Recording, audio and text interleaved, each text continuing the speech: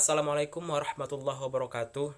Kami dari kelompok 3 akan menyampaikan materi kami yang berjudul Manajemen Perubahan dan Pengembangan PT Krakatau Steel. Tujuan dari presentasi kami adalah untuk memenuhi tugas mata kuliah Manajemen Perubahan dan Pengembangan Organisasi. Sebelum kami menjelaskan, izinkan terlebih dahulu saya memperkenalkan diri saya. Nama saya Mustajadli dari Program Studi Ilmu Pemerintahan semester 6. Nah, pada pembahasan kali ini saya akan membahas mengenai PT Krakatau Steel. PT Krakatau Steel ini adalah merupakan perusahaan BUMN yang bergerak di bidang produksi baja. Pada umumnya, perusahaan merupakan kegiatan perekonomian dalam dunia usaha yang bertujuan untuk meningkatkan perekonomian negara untuk mensejahterakan rakyatnya. Pada dasarnya, suatu negara tidak akan mampu bekerja sendiri tanpa bantuan sektor swasta. Maka dari itu, perlunya peran di sektor swasta untuk meningkatkan kesejahteraan perekonomian yang ada pada negara tersebut.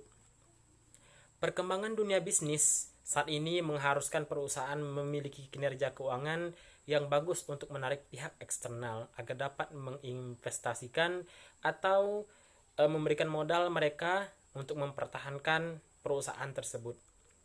Nah, pada PT Krakatau Steel ini menghadapi masalah yang begitu rumit. Perusahaan baja plat merah ini mencatat kerugian selama 7 tahun berturut-turut dan banyak utang jangka pendek. Berdasarkan laporan keuangan KRAS ataupun Krakatau Steel 2018, tercatat utang mencapai 2,49 miliar US dollar, naik sekitar 10,45% dibandingkan 2017, sebesar 2,26 miliar US dollar. Utang jangka pendek yang harus dibayarkan oleh perusahaan mencapai 1,59 miliar, naik 17,38 miliar US dollar. Dibandingkan 2017 senilai 1,36 miliar US dollar. Jumlah ini jauh lebih besar dibandingkan utang jangka panjang sebesar 899,43 juta US dollar. Perusahaan harus pasrah dengan mencatatkan kerugian hingga 320 juta US dollar. Kerugian tersebut setidaknya dalam 8 tahun terakhir. Beban keuangan yang dicatatkan Krakatau Steel pada 2018 adalah sebesar 112,33 juta US dollar atau setara dengan 1,57 triliun. Ini asumsi pada kurs 14.000 rupiah. Tumbuh lebih dari 2 kali lipat dibandingkan dengan 2011 yang hanya 40,62 juta US dollar. Terima kasih. Selanjutnya akan dijelaskan oleh rekan saya. Assalamualaikum warahmatullahi wabarakatuh. Perkenalkan terlebih dahulu, nama saya Tasya Rusadi. Baik, di sini dalam kesempatan kali ini saya akan melanjutkan pembahasan Dianoksa. Tujuan. PT Krakatau Steel merupakan sebuah perusahaan badan usaha milik negara yang bergerak di bidang produksi baja. Krakatau Steel dibangun oleh presiden pertama kita, yaitu Presiden Soekarno, dengan bantuan pinjaman oleh negara Rusia. Krakatau Steel dibangun guna menjadi pendusi awal Indonesia dalam menerapkan sebuah kemajuan melalui revolusi industri untuk meningkatkan infrastruktur dan peningkatan alutsista. Pada zaman Soeharto, kapasitasnya dinaikkan. Namun naasnya, keberadaan Krakatau Steel belakangan ini sangat miris. Dikarenakan belakangan ini berdasarkan sumber yang ada, PT Krakatau Steel tidak pernah mendapatkan keuntungan sebagaimana yang diharapkan, malah 7 tahun ini merasa selalu merugi. Nah, beberapa hal yang menyebabkan produksi baja Krakatau Steel tidak mampu bersaing.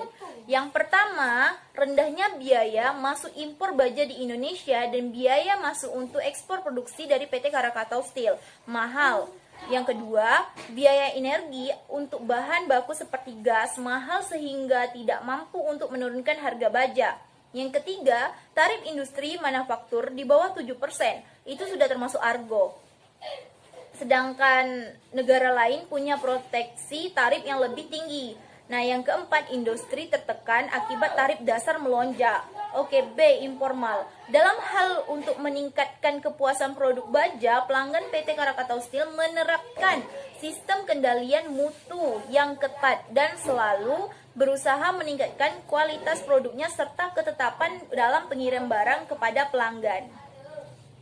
Sekian, terima kasih.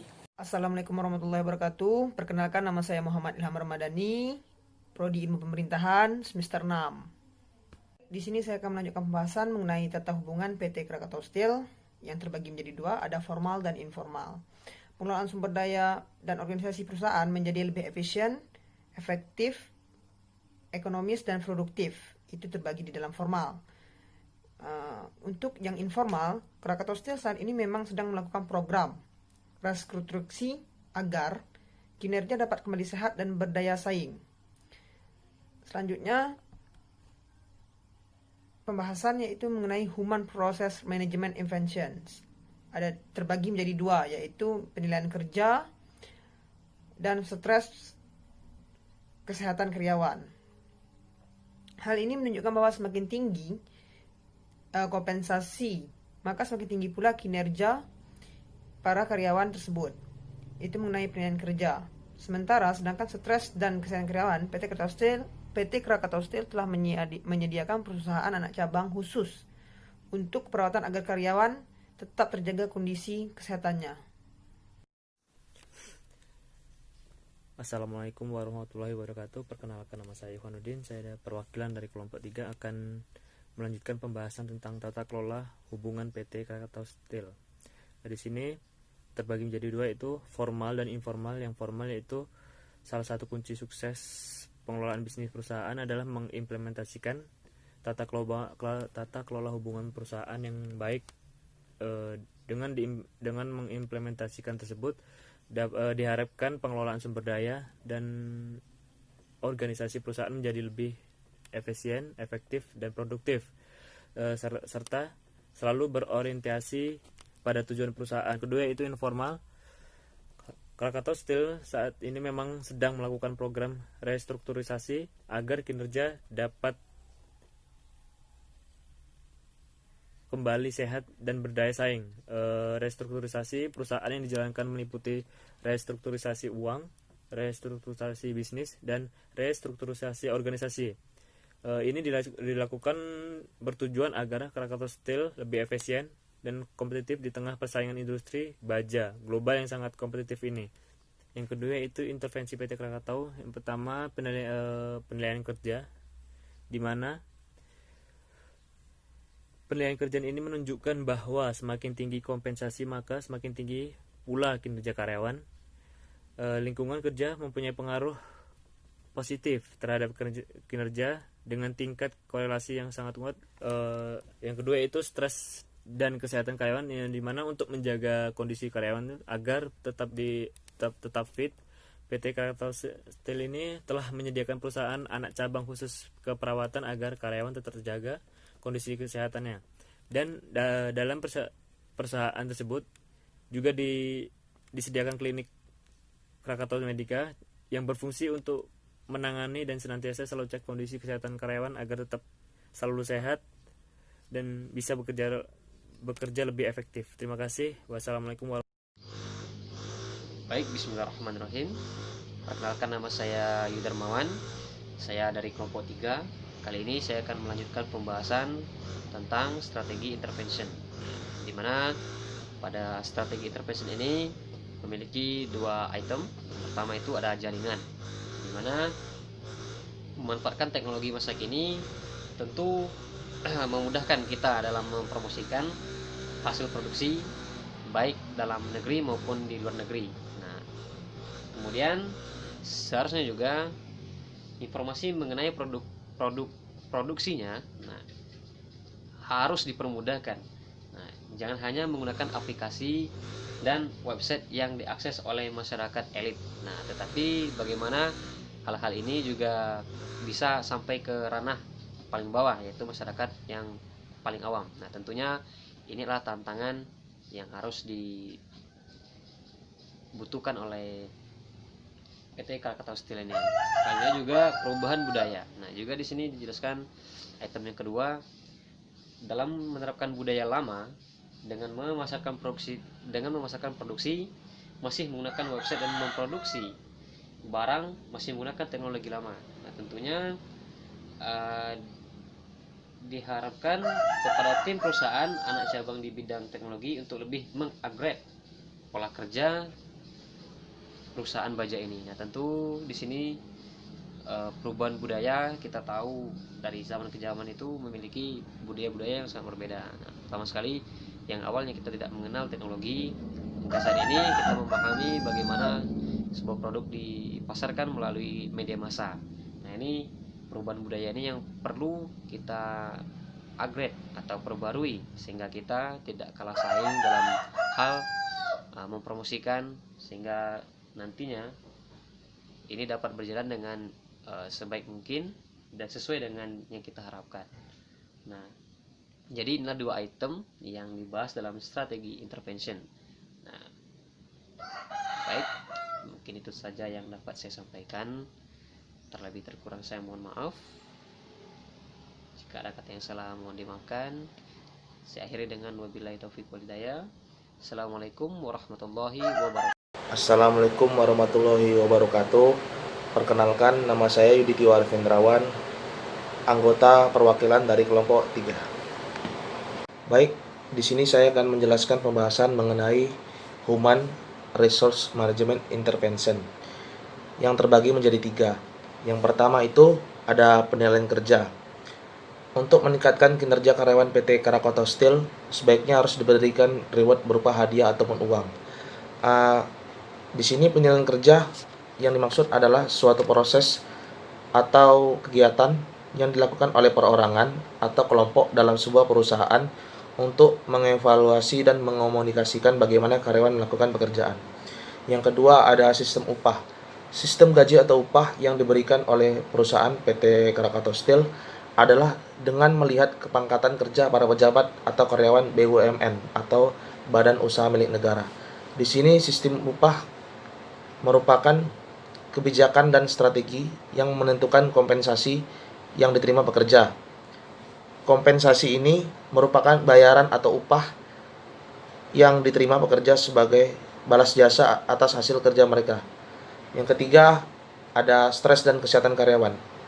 PT Krakatau Steel seharusnya perusahaan ini membuat ekstrakurikuler atau kegiatan di tiap minggunya, entah bersama sejumlah pertandingan lainnya, sehingga karyawan tidak merasa jenuh dan stres agar bisa lebih enjoy. Assalamualaikum warahmatullahi wabarakatuh. Perkenalkan, nama saya Nurwita, perwakilan kelompok 3. Saya akan melanjutkan presentasi kelompok kami. Baik, saya akan menjelaskan tentang strategi intervention. Seperti A. Jaringan, memanfaatkan teknologi masa kini untuk mempromosikan hasil produksinya baik di dalam negeri maupun luar negeri. Seharusnya informasi mengenai produknya harus dipermudahkan. Jangan hanya menggunakan aplikasi dan website yang hanya diakses oleh masyarakat elit. Yang kedua, seperti perubahan budaya. Dalam menerapkan budaya lama dengan memasarkan produksi masih menggunakan website dan memproduksi barang masih menggunakan teknologi lama, maka diharapkan kepada tim perusahaan anak cabang di bidang teknologi untuk lebih mengupgrade lagi pola kerja kinerja perusahaan baja ini. Baik, itu saja yang bisa saya sampaikan. Lebih terkurang saya mohon maaf. Wabillahi taufiq wal hidayah. Wassalamualaikum warahmatullahi wabarakatuh. Jadi pada intinya dapat kami tarik kesimpulan bahwasanya faktor utama penyebab PT Krakatau Steel ini selalu jatuh atau dapat dikatakan selalu rugi, yang menjadi faktor utamanya adalah lemahnya daya saing PT Krakatau Steel terhadap perusahaan milik negara Cina. Kenapa kami membandingkan dengan Cina? Karena warga negara Indonesia selalu membeli produk baja dari negara Cina. Berikut kami paparkan beberapa hal yang menyebabkan produksi baja Krakatau Steel tidak mampu bersaing dengan negara Cina. Yang pertama, rendahnya biaya masuk impor baja di Indonesia dan biaya masuk untuk ekspor produksi dari PT Krakatau Steel sangat mahal. Yang kedua, biaya energi untuk bahan baku seperti gas sangatlah mahal sehingga tidak mampu untuk menurunkan harga baja. Yang ketiga, tarif industri manufaktur di bawah 7%. Itu sudah termasuk agro, sedangkan negara lain yang proteksi tarif yang lebih tinggi. Dan yang terakhir, industri tertekan akibat tarif dasar listrik melonjak. Nah, itulah beberapa faktor yang menyebabkan PT Krakatau Steel selalu merugi dan tidak pernah mendapatkan untung semenjak tahun 2011 hingga sekarang.